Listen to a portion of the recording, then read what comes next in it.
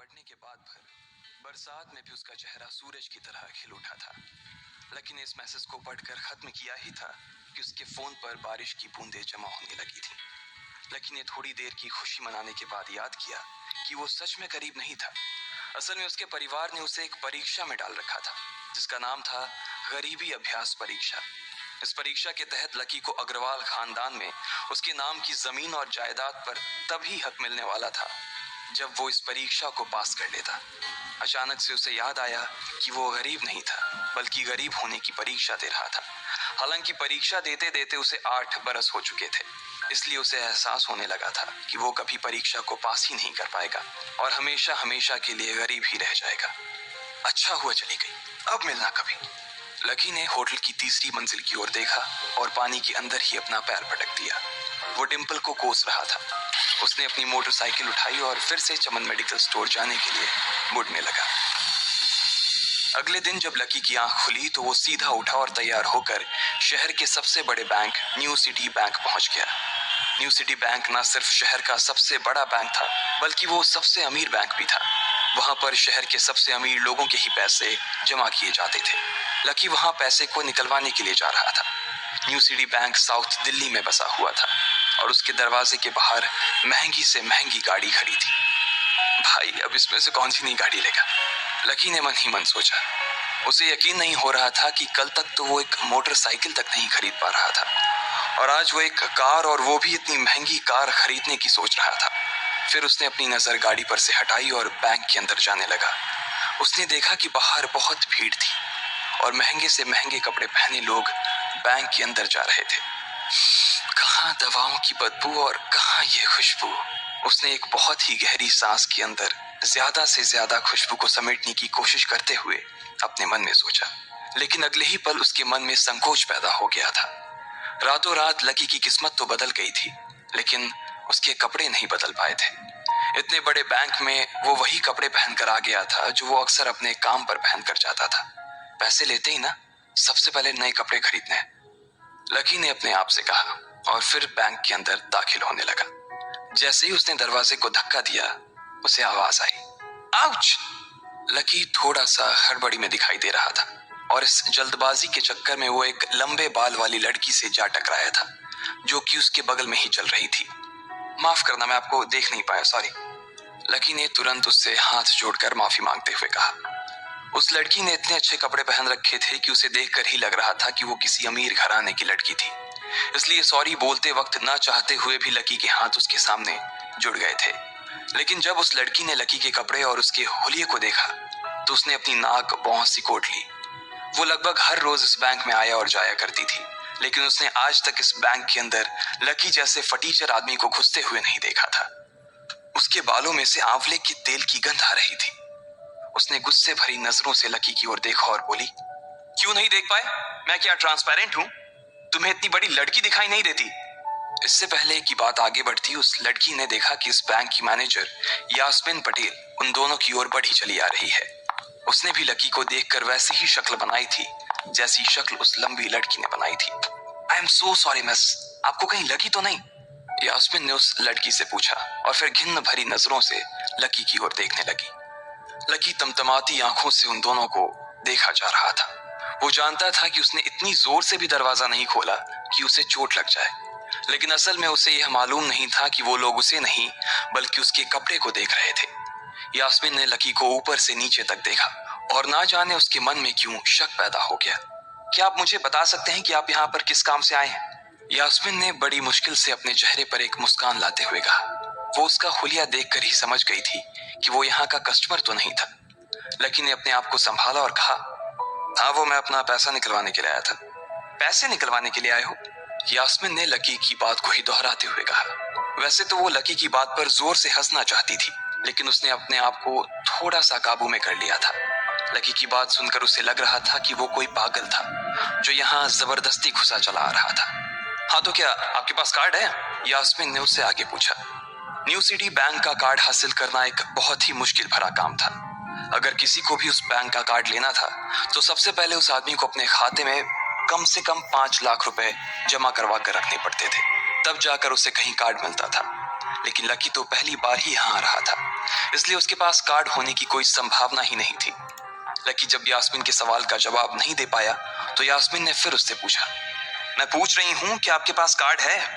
वो समझ गई थी कि लकी पागल ही था, जो कहीं से भागकर सीधा उनके बैंक में आ गया था। कार्ड नहीं मेरे पास। लकी ने उसके सवाल का जवाब दिया और वो फिर इधर उधर देखने लगा। जैसे ही उस लंबे बालों वाली लड़की ने लकी का जवाब सुना तो वो खिलखिलाकर हंस पड़ी। यास्मीन को तो सिर्फ लग रहा था कि वो पागल है, लेकिन वो लड़की तो अपने मन में मान चुकी थी कि यह लड़का कोई पागल ही है, जो कहीं झोपड़ पट्टी से यहाँ आ गया है। इससे पहले कि आगे कोई कुछ कह पाता, उस लंबे बालों वाली लड़की के पिता वहां आ गए और बोले, चलो बेटी। उनके हाथों में कुछ कागजात थे। लकी ने देखा कि उन्होंने महंगा सा सूट पहन रखा था। उस लड़की ने यास्मीन के दोनों हाथों को पकड़ा और बोली, यास्मीन देखो, अगर इस तरह के सड़क छाप लोग तुम्हारे बैंक में ऐसे ही घुसते चले आए ना और बाकी कस्टमर्स को परेशान करने लगे तो तुम्हारे बैंक की इमेज और उसके शेयर्स दोनों को काफी नुकसान होगा। एक मैनेजर होने के नाते तुम्हें इन सब चीजों का ध्यान रखना चाहिए। मुझे उम्मीद है कि आगे मेरे साथ ऐसा कुछ नहीं होगा। उस लड़की ने कहा और अपने पिता के साथ बैंक के बाहर चली गई। अपना ध्यान रखना कोयल मैडम, मैनेजर ने उसकी गाड़ी तक छोड़ने के लिए आते हुए कहा। आज तो वो बाल बाल बच गई थी। कोयल और उसके पिता इस बैंक के सबसे पुराने और सबसे वफादार कस्टमर्स थे। अगर आज यास्मीन उन्हें नाराज कर देती और वो उसके बैंक से अपना खाता बंद करवा देते तो शायद यास्मीन की नौकरी तक जा सकती थी। और यह सब हो रहा था उस पागल लकी की वजह से। इसे जल्द से जल्द यहाँ से भगाना पड़ेगा, यास्मीन ने अपने आप से कहा और फिर बैंक के अंदर आने लगी। यास्मीन उसे अपने बैंक से बाहर निकालने के तरीके के बारे में सोच रही थी, मगर जैसे ही वो बैंक में दाखिल हुई उसने देखा कि लकी वहां था ही नहीं। अरे, अब ये कहां चला गया? उसने अपने आप से पूछा। वो इधर उधर देखने लगी, लेकिन लकी वहां भी नहीं था। यास्मीन को अच्छे से पता था कि वो उसके सामने तो बाहर नहीं निकला था। इसका मतलब था कि वो बैंक के अंदर ही था, लेकिन यास्मीन उसे ढूंढ नहीं पा रही थी। कुछ देर तक बैंक के सारे कोनों को देख लेने के बाद यास्मीन को लगा कि शायद लकी यहाँ बहुत ही असहज महसूस कर रहा होगा, और जब वो कोयल को दरवाजे पर छोड़ने के लिए आई तब उसके पीछे पीछे वो भी निकल गया होगा। चलो, जान बची, यास्मीन ने अपने आप से कहा और अपने केबिन में आकर बैठ गई। जैसे ही उसने आज के दिन की पहली फाइल उठाई थी उसे किसी एक की झलक दिखी। ये कोई और नहीं बल्कि लकी ही था। अरे, ये कहां छिपा हुआ था? यास्मीन ने अपने आप से ही कहा और तुरंत फाइल को टेबल पर रखकर वो ऑफिस के बाहर आ गई। उसने देखा कि लकी बैंक के वीआईपी लॉन्च के बाहर खड़ा था और उसके खंबे की आड़ की वजह से वो यास्मीन की नजर से बाहर हो गया था। अब यास्मीन को तो वो मिल गया था, लेकिन उसके लिए उससे भी बड़ी एक और मुसीबत खड़ी हो गई थी। लकी जिस कमरे के बाहर अभी खड़ा था उस कमरे के अंदर शहर के सभी रईस लोगों का उठना बैठना था। बैंक के सिलसिले में या फिर किसी दूसरे काम के सिलसिले में वो सभी लोग यहीं आकर बात किया करते थे। उस कमरे के अंदर जो लोग बैठे थे उन सबके करोड़ों रुपए इस बैंक के खाते में जमा थे। अब अगर ऐसे में लकी वहां घुस जाता तो सब लोग मिलकर यास्मीन की गर्दन पर चढ़ जाते। रुको, जहां हो वहीं खड़े रहो, यास्मीन जोर से और साथ ही गुस्से से चिल्लाई। बाकी के लोग जो वहां खड़े थे वो यास्मीन की ये चीख सुनकर डर गए थे। कुछ लोगों को उसकी इतनी जोर से आवाज करने की वजह से गुस्सा भी आ गया था और यास्मीन सबसे मुस्कुराते हुए माफी मांगकर आगे बढ़ती जा रही थी। वो लकी को किसी भी तरह से उस कमरे में जाने से रोकना चाहती थी, लेकिन उससे पहले ही वो उस कमरे के अंदर दाखिल हो चुका था। अरे यार, ये आदमी है या गधा? यास्मीन ने अपना ही सिर पीटते हुए कहा और वो भी उस कमरे के दरवाजे की ओर बढ़ने लगी। उसने उस कमरे का दरवाजा खोलने की कोशिश की, लेकिन वो अंदर से लॉक हो गया था। बाप रे, ये कैसा आदमी है? बिना परमिशन के अंदर घुसा तो घुसा, लेकिन दरवाजा भी अंदर से बंद कर लिया।